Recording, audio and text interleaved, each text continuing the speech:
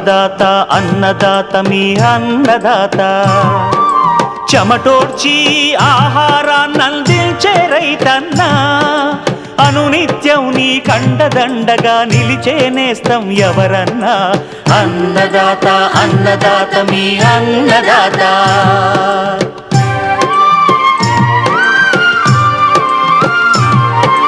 నూతన రీతుల సాగుబడికి నూరింతలు పెరిగే దిగుబడికి సూచనలిచ్చే సస్య రక్షణకు పశు పోషణకి శాస్త్ర విజ్ఞానం అందించి ముందుకు నడిపే తెలుగు రైతు భారతదేశానికి మకుటం అయ్యేలా తీర్చిదిద్దే ఆశయంతో మిమ్ము మేలు కొలిపేది అన్నదాత అన్నదాత అన్నదాత మీ అన్నదాత అన్నదాత అన్నదాత మీ అన్నదాత. అన్నదాత ప్రేక్షకులకు నమస్కారం. ఈనాటి ముఖ్యాంశాలు: మామిడి తోటల సాగులో సత్ఫలితాలు పొందాలంటే రైతులు గుర్తుంచుకోవాల్సిన అంశాలు, శీతాకాలంలో చలిని తట్టుకునేలా ఆకుకూరల యాజమాన్యం, తీపి మొక్కజొన్నలో ఆధునిక సాగు పద్ధతులు.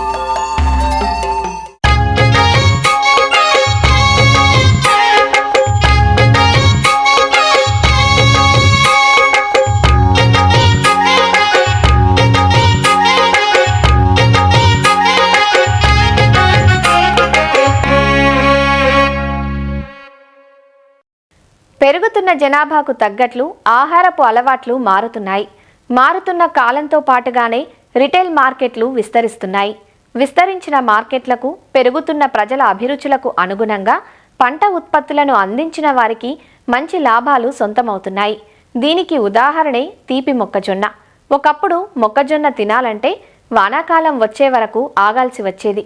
ఇప్పుడు ఆ లోటును భర్తీ చేసింది స్వీట్ కార్న్. అన్ని కాలాల్లోనూ లభ్యమవుతూ వినియోగదారులకు అన్ని వేళలా అన్ని చోట్ల అందుబాటులో ఉంటున్నాయి. తీపి మొక్కజొన్నను పచ్చి కండగానే కాకుండా వంటల్లోనూ చిరుతిండ్ల రూపంలోనూ అధికంగా వినియోగిస్తున్నారు. తీపి మొక్కజొన్నను పట్టణ పరిసర గ్రామాల రైతులు దఫదఫాలుగా విత్తుకొని మార్కెట్ గిరాకీని అందిపుచ్చుకుంటున్నారు. స్వీట్ కార్న్ నుంచి రైతులు లాభాలను సొంతం చేసుకోవాలంటే రకాల ఎంపికతో పాటు శాస్త్రీయ యాజమాన్యం తప్పనిసరి. ఆ వివరాలు ఈనాటి కార్యక్రమంలో చూద్దాం.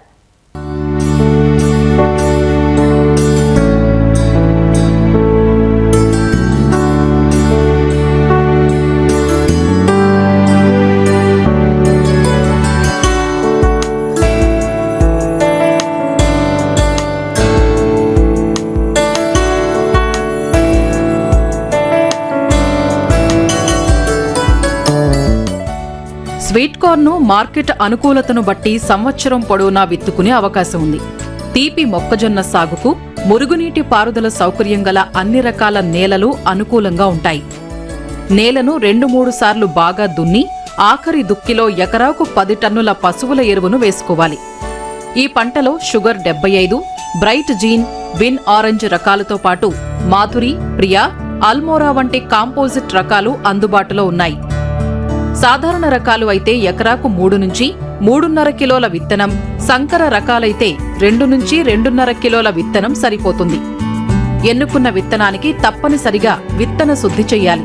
ఇందుకోసం కిలో విత్తనానికి 5 మిల్లీలీటర్ల ఇమిడా క్లోప్రిడ్ FS మందును కలిపి శుద్ధి చేసుకున్నట్లయితే తొలి దశలో మొక్కలను ఆశించే చీడపీడల బారి నుండి పంటను కాపాడుకోవచ్చు. ముందుగా నాగలితో బోదెలు చేసుకుని వరుసల మధ్య 60 సెంటీమీటర్లు, మొక్కల మధ్య 20 సెంటీమీటర్ల ఎడం ఉండే విధంగా విత్తనాన్ని బోదెకు ఒకవైపున నాటుకోవాలి. ఈ పంట మొదటి 3-4 వారాల వరకు పెరుగుదల నెమ్మదిగా ఉండటం వలన కలుపును ఏమాత్రం తట్టుకోలేదు. కనుక విత్తిన 2 రోజుల లోపు భూమిలో తగినంత తేమ ఉన్నప్పుడు ఎకరాకు అట్రాజిన్ అనే కలుపు మందును 1 నుంచి 1.5 కిలోలు 200 లీటర్ల నీటిలో కలిపి నేలపై పిచికారీ చేయటం వలన కలుపును నెల రోజుల వరకు మొలవకుండా అదుపు చేయవచ్చు. విత్తిన 30 నుంచి 35 రోజుల దశలో ఒకసారి అంతర కృషి చేసి మొదళ్లకు మట్టిని ఎగదోసినట్లయితే మొక్కలు ఏపుగా ఎదుగుతాయి. భూసార పరీక్ష ఫలితాలను బట్టి ఎరువులను తగిన మోతాదులో వాడాలి. ఎకరాకు 175 కిలోల యూరియా, 150 కిలోల సింగిల్ సూపర్ ఫాస్ఫేట్ మరియు 33 కిలోల మ్యూరేట్ ఆఫ్ పొటాష్ అవసరం ఉంటుంది. యూరియాను 3 సమభాగాలు చేసి విత్తే సమయంలోనూ విత్తిన 30 నుంచి 35 రోజులకు మరియు 50 నుంచి 55 రోజులకు 3 దఫాలుగా వేసుకోవాలి.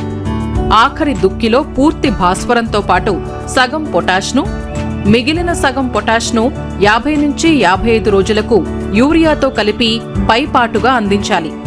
తీపి మొక్కజొన్న అధిక తేమను ఎంతమాత్రం తట్టుకోలేదు. కాబట్టి విత్తే సమయంలో పొలంలో తగినంత తేమ ఉండేలా చూసుకుని పంట కాలంలో నేల రకాన్ని బట్టి 6-7 తడులు ఇవ్వవలసి ఉంటుంది. సూక్ష్మ సేద్య పద్ధతుల ద్వారా నీటిని ఇవ్వగలిగితే ఒకేసారి నీటిని, పోషకాలను మొక్కలకు అందించే అవకాశం ఉంటుంది.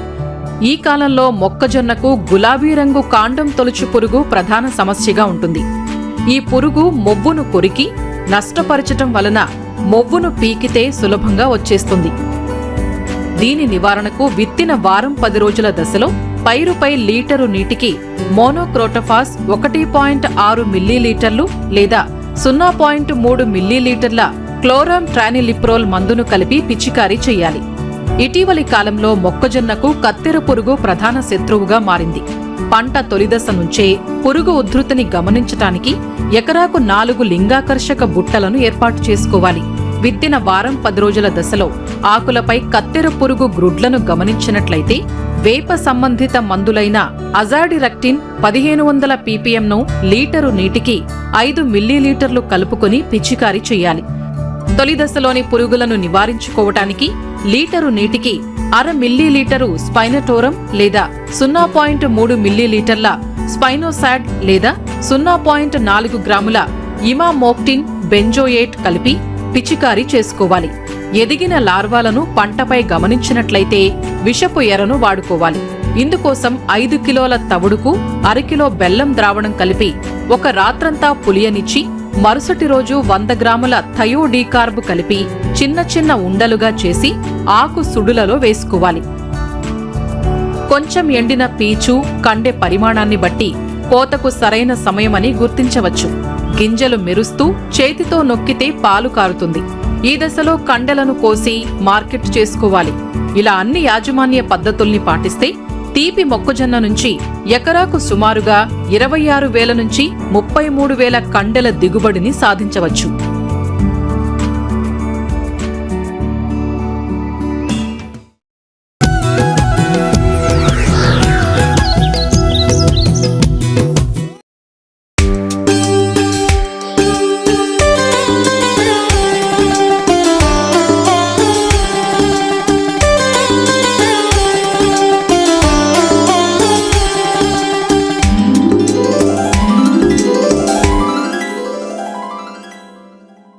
ఉదయాన్నే మంచు దుప్పటి కప్పేయటంతో పగటి వేళల్లోనూ చలిపులి ప్రభావం తగ్గటం లేదు.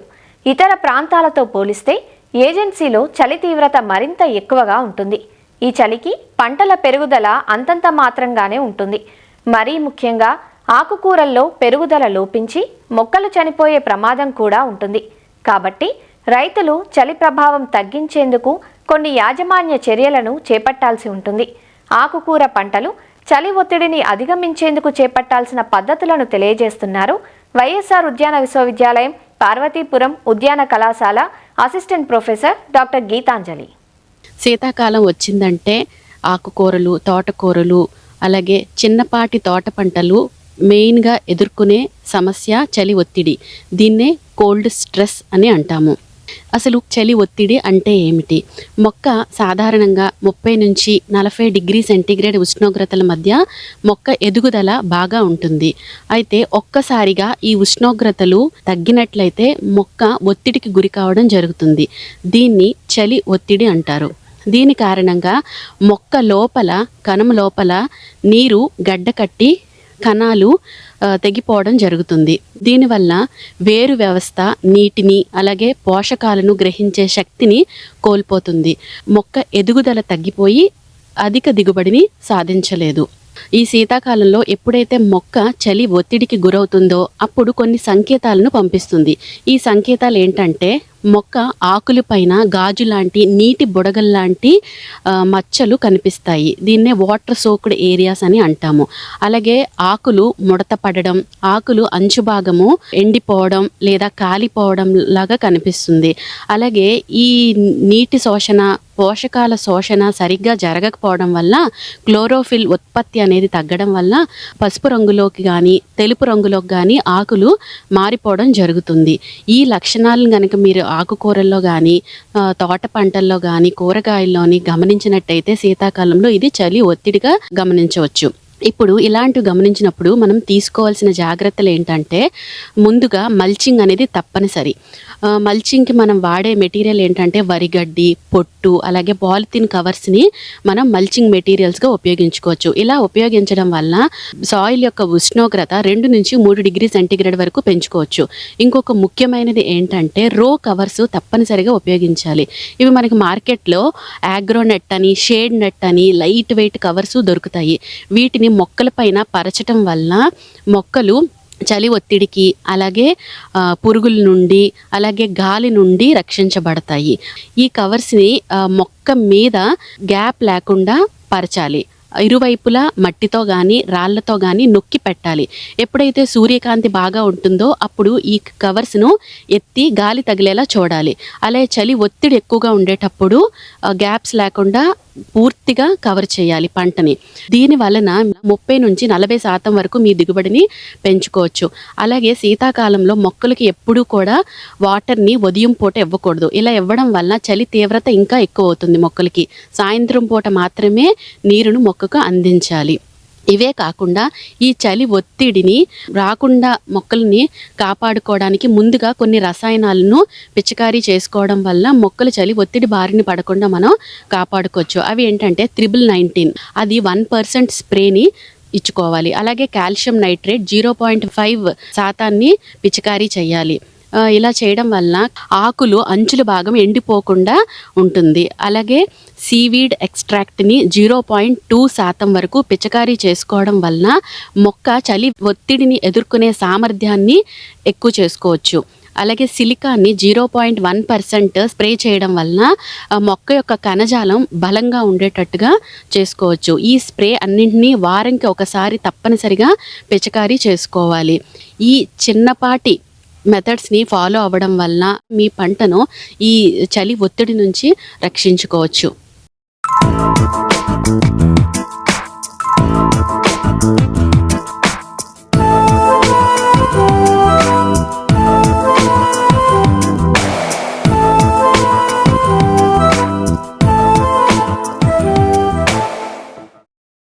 మామిడి తోటల పరిస్థితి ఏటికేడాది అనిశ్చితంగా ఉంటుంది. ఒక ఏడాది కాపునిస్తే మరుసటి ఏడాది కాపునివ్వవు. కాపు ఉంటే ధర పలకదు. ఇలాంటి పరిస్థితుల మధ్య మామిడి రైతులు సంవత్సరానికి 1 ఎకరా తోట నుంచి కనీసం 20,000 కూడా ఆదాయం లేక ఒక్కోసారి నష్టాలనే చవిచూస్తూ దిక్కుతోచని పరిస్థితుల్లో కొట్టుమిట్టాడుతున్నారు. అలా కాకుండా మామిడి తోటల నుంచి స్థిరమైన దిగుబడి పొందుతూ రైతులు స్థిమితంగా ఉండాలంటే ఖచ్చితంగా ప్రతి సంవత్సరం కొన్ని చర్యలు ఆచరించాలి. ప్రతి కాపు అనంతరం క్యాలెండర్ ప్రకారం పొలం దున్నకం, కొమ్మ కత్తిరింపు, ఎరువులు, నీటి కట్టు చేపట్టినప్పుడు తోటలు సకాలంలో పూతకొచ్చి మంచి కాపునిస్తాయి. మామిడి తోటల నుంచి సత్ఫలితాలు రాబట్టాలంటే తప్పనిసరిగా కొన్ని విషయాలు గుర్తుంచుకోవాలంటూ రైతులకు సూచనలిస్తున్నారు వైఎస్ఆర్ ఉద్యాన విశ్వవిద్యాలయం నూజివీడు మామిడి పరిశోధనా స్థానం ప్రధాన శాస్త్రవేత్త డాక్టర్ కనక మహాలక్ష్మి. మామిడి పండించటంలో కానీ మరి దిగుబడుల్లో కానీ ఉత్పత్తుల్లో కానీ చూసుకున్నట్లయితే మామిడికి మన రాష్ట్రం పెట్టింది పేరు. కానీ ఎగుమతుల పరంగా అంటే విదేశాలకు ఎగుమతి చేసే పద్ధతుల్లో చూసుకున్నట్లయితే మన రాష్ట్రం నుంచి వెళుతున్న కాయలు కానీ చూస్తే చాలా తక్కువగా ఉన్నాయి. అంటే తక్కువ శాతం మనం ఎక్స్పోర్ట్ చేయగలుగుతున్నాం. దీనికి కారణాలేంటి, ఎలా మనం ఓవర్టేక్ చేయొచ్చు అనేది కానీ చూసుకున్నట్లయితే ముఖ్యంగా మనం చేసే ఎరువుల యాజమాన్యం కానీ, నీటి యాజమాన్యం కానీ, కొమ్మ కత్తిరింపులు కానీ ఇవన్నీ కూడాను కలిసి మనకి నాణ్యమైన దిగుబడికి ఉపయోగపడుతూ ఉంటాయి.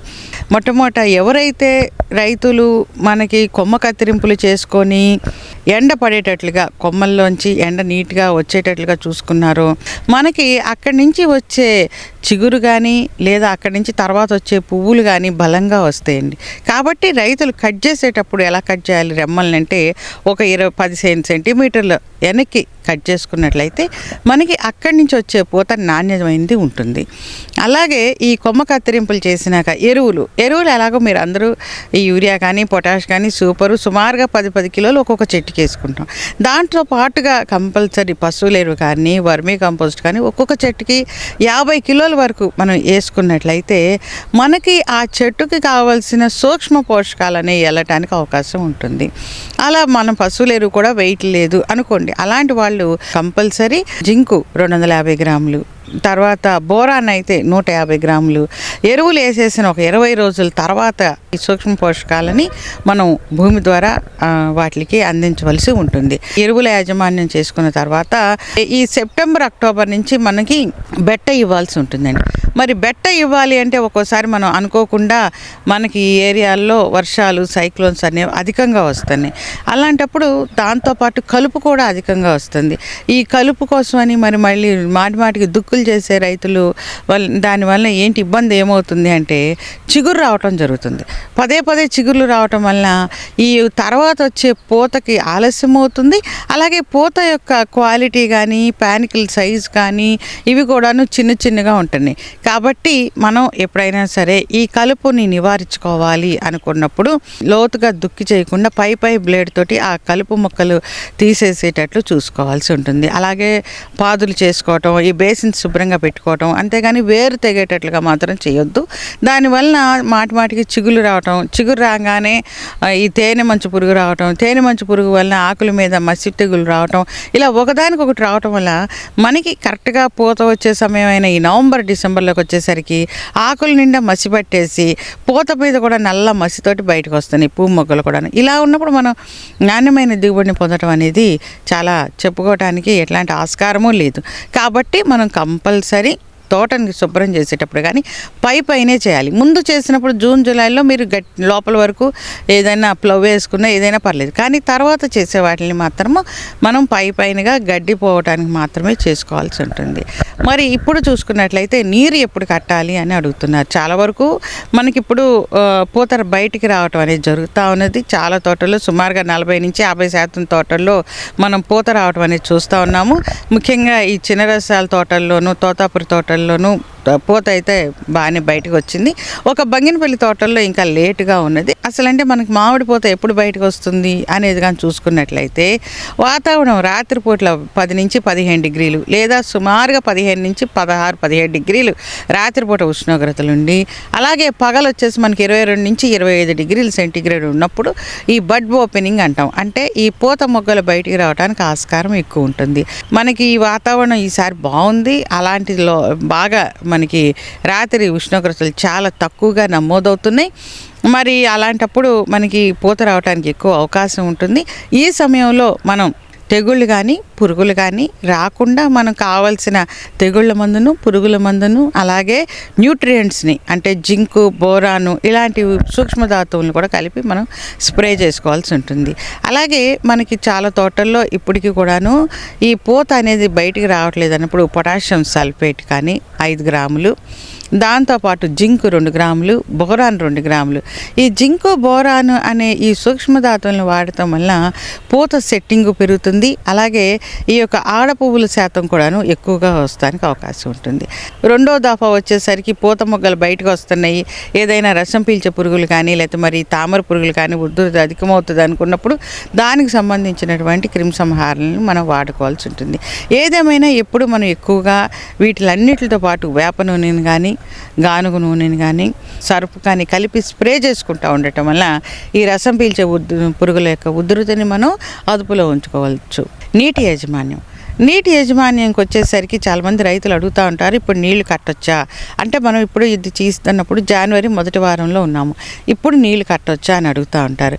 అంటే మీ యొక్క భూమి యొక్క పద్ధతులను బట్టి మీ దగ్గర కురిసిన వర్షపాతాన్ని బట్టి మనం నీళ్లు కట్టవలసి ఉంటుంది. అంటే ఇప్పుడు సుమారుగా చిత్తూరు ఏరియాలో మొన్నటి వరకు వర్షాలు పడ్డాయి. అలాంటి ప్రాంతంలో మనకి నీళ్లు కట్టాల్సిన అవసరం ఉండదు. మరి అలాగే శ్రీకాకుళం జిల్లాల్లో వాటిల్లో ఇంతవరకు వర్షం లేదు కాబట్టి అలాంటి ప్రాంతంలో పూత మొక్కలు బయటికి వచ్చేసి ఉన్నప్పుడు మాత్రమే పల్చగా నీరు కట్టుకోవాల్సిన అవకాశం ఉంటుంది. మరి ఎక్కువగా నీళ్లు పడితే ఏమవుతుంది అంటే భూమి యొక్క ఉష్ణోగ్రత ఇప్పటికే తక్కువగా ఉన్నప్పుడు ఇంకా చల్లగా అయిపోవటానికి, పూత రావడానికి ఆలస్యం అవటానికి కూడా అవకాశం ఉంటుంది. కాబట్టి నీరు ఇచ్చేటప్పుడు తక్కువగా పల్చగా ఇవ్వాల్సి ఉంటుంది. 1-2 ఇరిగేషన్లు మాత్రము లైట్గానే మనం ఇరిగేషన్స్ ఇవ్వాల్సి ఉంటుంది. అదే కానీ సమ్మర్లోకి వెళ్ళినాక ఫిబ్రవరి ఎండింగ్ మార్చిలో ఉష్ణోగ్రత ఎక్కువ అవుతుంది కాబట్టి అలాంటి సమయాల్లో మనం ఎక్కువ నీరు ఇచ్చుకోవచ్చు. అంతేకాకుండా వాతావరణంలో పొడి వాతావరణం ఎక్కువగా ఉంటుంది. అలాంటి సమయంలో సెట్టింగ్ పెరగాలి అంటే ఈ వాతావరణంలో తేమ శాతం పెంచడానికి కూడా మనం ఇరిగేషన్ ఇవ్వటం వల్ల సెట్టింగ్ అనేది మనకి ఎక్కువగా ఉంటుంది. అలా కాకుండా బాగా బెట్టిచ్చేసారనుకోండి, అలాంటప్పుడు ఏమవుతుంది, వచ్చిన పింద వచ్చినట్టు రాలిపోవటానికి అవకాశం ఉంటుంది. సరే, పింద వచ్చిన తర్వాత కొంతమంది రైతులు ఎక్కువ నీళ్ళు కట్టారనుకోండి, సడన్గా బెట్ట మీద ఒక్కసారిగా నీళ్ళు వెళ్ళేసరికి కూడా పిందెలు వదిలేయటం అనేది జరిగి దఫదఫాలుగా చిగుళ్ళు రావటం అనేది అధికంగా ఉంటుంది. సో కాబట్టి ఇట్లాంటి పరిస్థితుల్లో రైతులు వారి పొలాల్లో తేమ శాతాన్ని బట్టి, అంటే ఒక జానెడు తీయంగానే తడి తగులుతున్నట్టు మాయిశ్చర్ ఉంటే మాత్రం నీళ్లు ఇవ్వవద్దు. ఒకవేళ అక్కడ కూడా బాగా బెట్టగా ఉంటేనే లైట్గా ఇరిగేషన్ ఇవ్వాల్సి ఉంటుందండి. మరి ఇరిగేషన్లు అన్నీ ఇచ్చినాక మంచి నాణ్యమైన కాయలకి ఎలా చేయొచ్చు ఏమిటి అనుకున్నప్పుడు, మనకి పూత పిందెలు సెట్ అయిన తర్వాత కాయలు కొంచెం గోలికాయ సైజు కంటే పెరిగిన తర్వాత ఒకసారి పొటాషియం నైట్రేట్ని, దాంతోపాటుగా ఈ యొక్క న్యూట్రియంట్స్ని, ఈ ప్లానోఫిక్స్ని కానీ అలాగే NAA వీటిలన్నిటిని కూడా వాడుతూ ఉన్నారు. ఏదైనా సరే అధిక మోతాదుల్లోకి వెళ్ళొద్దు. అక్కడ వాళ్ళు 0.2 ml అంటే మనం 2 మిల్లీలీటర్లు వేసేస్తున్నారు. అలా కాకుండా 0.2 అంటే 0.2 ml వేయాల్సి ఉంటుంది. అలా వేసి దానికి ఈ ఫ్రూట్ కవర్స్, గవర్నమెంట్ వాళ్ళు సబ్సిడీలో ఇస్తున్నటువంటి ఈ ఫ్రూట్ కవర్స్ని కూడా వాడుకొని దానికి కట్టడం వలన కాయ క్వాలిటీ కానీ, కాయ ఎదుగుదల తొందరగా రావటము, అలాగే కాయ యొక్క TSS కానీ, క్వాలిటీ కానీ, గాలిదుమ్మలు వచ్చితే తట్టుకునే శక్తి కానీ, వీటిలన్నింటినీ మనం కవర్లు తొడిగిన కాయల్లో మనం చూస్తూ ఉన్నాం. అలాగే మనకి అందుబాటులో ఉన్నటువంటి ఈ పశువుల ఎరువైనా లేదా ఈ వర్మీ కంపోస్ట్ అనే దాన్ని కూడాను మనం సమ్మర్లో కూడాను మొక్కల మొదల దగ్గర వేస్తూ ఉండటం వల్ల నీటిని పట్టి ఉంచే శక్తి పెరుగుతుంది మొక్క దగ్గర. అలాగే ఈ యొక్క సూక్ష్మధాతువులు స్లోగా అందటం వల్ల నెక్స్ట్ వచ్చే క్రాప్ అంటే ఇప్పుడు మనం ఈ కాయలు కోసేస్తాము, ఇమీడియట్గా మొక్కకు మళ్ళీ చిగురు రావటము, ఒక 6-7 నెలలు ముదిరిన చిగురు మీదే మళ్ళీ నెక్స్ట్ ఇయర్ క్రాప్ రావటం అనేది జరుగుతుంది. కాబట్టి మొక్కల్ని ఈ దిగుబడి అయ్యేసరికి క్షీణించిపోకుండా దానికి బలం మధ్య మధ్యలో చేస్తూ ఉండొచ్చు. అంతేకాకుండా మనకి బాగా కాసిన చెట్లు మనకు తెలుస్తూనే ఉంటాయి. అలాగే కొన్ని చెట్లు ఈ సంవత్సరం రావు. ఏదేమైనా సరే అన్నిటికి కూడాను ఒక యూరియా 1 కిలో, పొటాష్ 1 కిలో ఫిబ్రవరి నెలలో, అంటే పింద ఒక గోలికాయ సైజు కంటే పెరిగిన తర్వాత మనం కానీ లేదా ఇచ్చిన రైతులు అంతకుముందు బాగా ఎక్కువ ఇచ్చున్నాం అనుకున్న వాళ్ళు సుమారు అర కిలో యూరియా, 1 కిలో పొటాష్ అయినా సరే ఇచ్చి నీరు కట్టడం వల్ల, అంటే 2వ తడి కానీ 3వ తడిలో కానీ ఎరువుతో పాటు నీళ్లు కట్టడం వల్ల మొక్కకి అందుబాటులోకి వస్తాయి. కాయ ఎదుగుదల తొందరగా ఉంటుంది, కాయ యొక్క క్వాలిటీ బాగా వస్తుంది. పొటాష్ అందటం వల్ల స్వీట్నెస్ పెరుగుతుంది, TSS తొందరగా రీచ్ అవుతాయి. దానివల్ల క్వాలిటీ ఇంప్రూవ్ అవుతుంది. క్వాలిటీ ఎప్పుడైతే మనం పెంచుకున్నామో దాన్ని బట్టి మన యొక్క ఎక్స్పోర్ట్ కూడాను బాగా పెరుగుతుంది. ఎప్పుడైతే ఎక్స్పోర్ట్లోకి వెళ్ళామో 1 టన్ను కాయలు వచ్చేసి ఈరోజు 1,00,000, అంటే సుమారు 90,000 నుంచి ₹1,00,000 వరకు కూడా తీసుకుంటున్నారు. కాబట్టి మనకి ఎక్కువ, అంటే ఒక 4-5 టన్నులు మంచి క్వాలిటీ ఫ్రూట్ తీసుకున్నా ఎకరానికి 5 లక్షల వరకు మనం సంపాదించడానికి అవకాశం ఉంటుంది. మరిన్ని విభిన్న అంశాలతో రేపటి అన్నదాతలో మళ్ళీ కలుసుకుందాం. నమస్కారం. అన్నదాతలు తమ సందేహాలు, సమస్యలను 1800-425-4085 టోల్ ఫ్రీ నెంబర్లో ఉదయం 10 గంటల నుంచి 11 గంటల మధ్య పని దినాలలో సంప్రదించగలరు. ఈ కార్యక్రమాన్ని యూట్యూబ్లో www.youtube.com/annadaata ETV లింక్ ద్వారా వీక్షించవచ్చు.